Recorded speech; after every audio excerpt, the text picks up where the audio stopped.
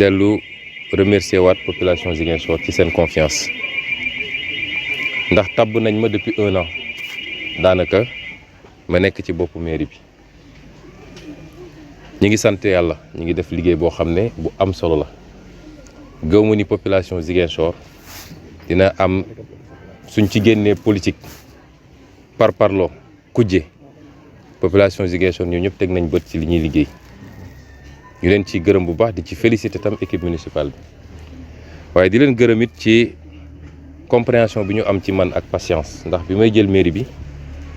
ñoom ñëpp xam nañ lii sama dimension ci politique xam nañ ni li ma soxla defe naa Sicoor moo ci gën a tuuti fépp lañ ma soxla Sénégal mun naa ne sax au-delà du Sénégal ñu ciy sant yàlla nag du suñu mérite mais loolu la yàlla tudd ba tax am nañ ci compréhension bu doy boobu ba nga xam ne bokkuñu ci population xam ne saa yu ñu xëyee maire bi gisuñu ko maire bi ñëwul ndax su ma fi newul it samay collaborateurs yi ngi nii amul bés boo xam ne xëyuma ci mbirum Ziguinchor suba ba ngoon jot moo xam li may lijjanti Dakar bu sottee ma andi fii sotti moo xam conférence ko li nga xam ne daanaka maa ngi koy def ak le bureau municipal di ko def ak le secrétaire général di ko def ak ñëpp daanaka au jour le jour ñi ngi administrer la commune de Ziguinchor léeg-léeg ñu am jafe-jafe ñëw ni ñu ko mëne woon parce que ñiñ ko seqal seen stratégie yëpp mooy nu ñuy bloquer Sonko ba du mun a liggéey ci mairie ba ak du mun a def ses tournées politiques à travers le pays waaye jamono jooju la ñu gën a mën a liggéey may annoncé nag population Ziguinchor ni soobee yàlla mercredi bi dinañu lancer d'ailleurs les 12 grands travaux de la mairie ni ma leen waxoon rek Ziguinchor dinañ ko liggéey ba Ziguinchor yëpp gis ni nu ñuy liggéeyee jël nañu at pour stabiliser mairie bi càmbar lépp xool lépp li ci ëppoon ñu wàññi ko li ci matuloon ñu yokk ko defaraat fonctionnement bi defaraat organisation bi lancer un certain nombre de chantiers et de travaux waaye bu soobee yàlla ci diggante boobu it jël nañu temps wu concevoir finaliser les grands projets yoo xam ne mi ngi woon ci suñu programme bu rop yooyu nag dinañ ko lancer mercredi bi bu soobee yàlla bokk na ci l'aménagement d'espace public parce que dañu bëgg Ziguinchor nit ñi di am fu ñuy doxantujee fu ñuy toogee féexlu ay places vertes bokk na ci l'aménagement de plateaux sportifs te bu ci njëkk mooy le stade Jules François Bocandé nga xam ne on va le mettre aux normes internationales bu soobee yàlla bokk na ci voirie bi lu bëri dinañ ko lancer ci ay pavage yu ñu war a def ak ay aménagement de route pour ñëpp mun a accéder facilement seen quartier bokk na ci tamit les postes de santé ak les écoles bokk na ci ñaari marché yu bees yi nga xam ne bëgg nañ ko tabax muy marché aux poissons ak marché aux produits agricoles pour désengorger marché Boucotte bi dinañu lancer aussi officiellement économie sociale et solidaire parce que dama ne woon mënoon nañu yem ci liggéeyu mairie kese waaye bëgg nañu xool nu ñuy jàppalee Ziguinchor waaye da waratina ndaw ñi ak jigéen ñi avec de petits financements pour nit ñi liggéey biñ ko lancé quelques mois ci gannaaw fekkee woon ngeen ko et dama ne woon suñu atteindre 100 millions ci levée de fonds yi mun nañu commencer di tourner ndànk-ndànk yàlla def na atteindre nañu montant boobu ak yeneen yoo xam ne ci suñuy programme phare la bokk l'éclairage public lampadaire solaire yi nga xam ne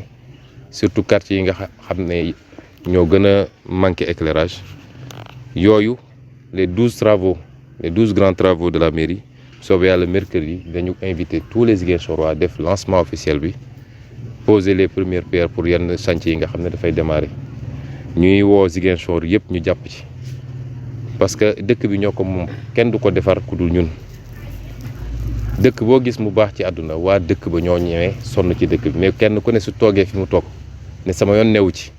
ba pare naan maire bi defarul pavage bi maire bi andil poto lampe maire bi du ay milliards yu mu yoral boppam yu muy ñëw joxe donc ñun ñëpp ñooy ànd jàpp ci defar dëkk bi pas pour ñun mais pour suñuy doom au moins ñu am un cadre de vie boo xam ne day méngoog li gën ci àdduna loolu moom mooy message bi ñuy adressé waa Ziguinchor particulièrement kon ñu ngi leen di gërëm di leen sant. Je ne suis pas le mieux placé, je suis parmi les les mieux placés aujourd'hui pour espérer être président de la République dans 9 mois.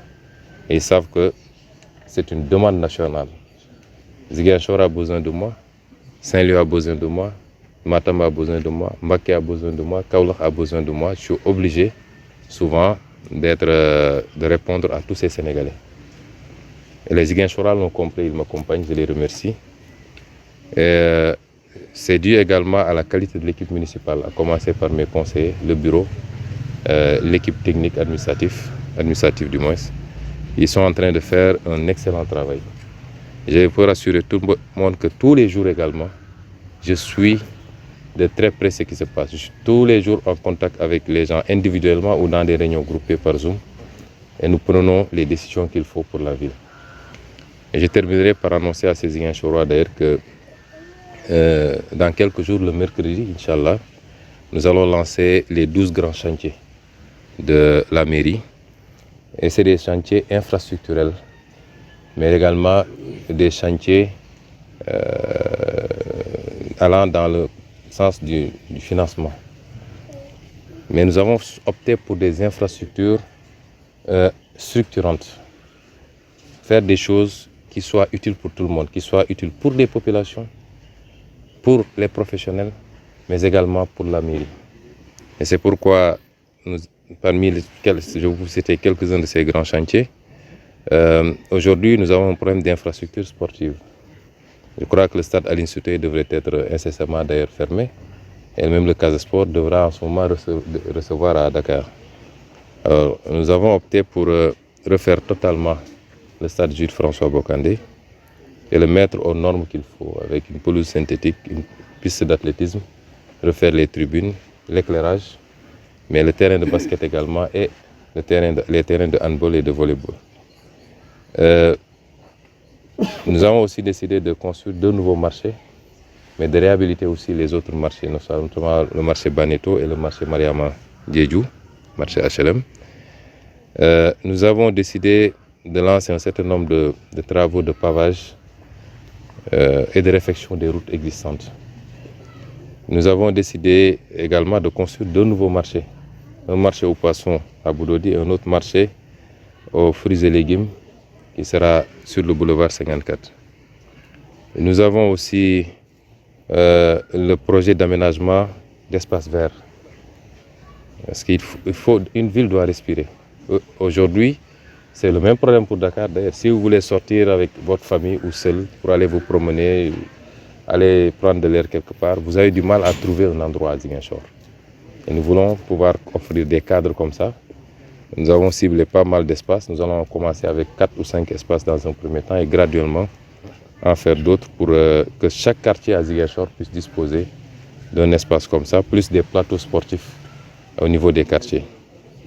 Et il y a aussi l'éclairage public. Une commande va être lancée dans un premier temps de 1500 lampadaires solaires qu'on va déployer évidemment par ordre de priorité par rapport aux besoins. Et il y a enfin l'économie sociale et solidaire. Puisque nous avons atteint l'enveloppe minimale qu'on s'était fixée, c'est-à-dire les 100 millions pour commencer à tourner avec des fonds revolving, financer la petite économie, hein, mais aider les gens à avoir au moins un petit capital et démarrer une activité avec comme cible principale évidemment les femmes, pour ce que nous savons tous, mais également cette jeunesse que nous voulons de plus en plus appeler à se prendre en main par l'auto-emploi. Il suffit juste de la pousser et de l'aider un peu. Donc c'est entre autres quelques-uns des grands chantiers que nous allons lancer et nous espérons pouvoir les réaliser le plus rapidement possible, en tout cas dans des délais très courts pour le bénéfice des Ziguinchorois.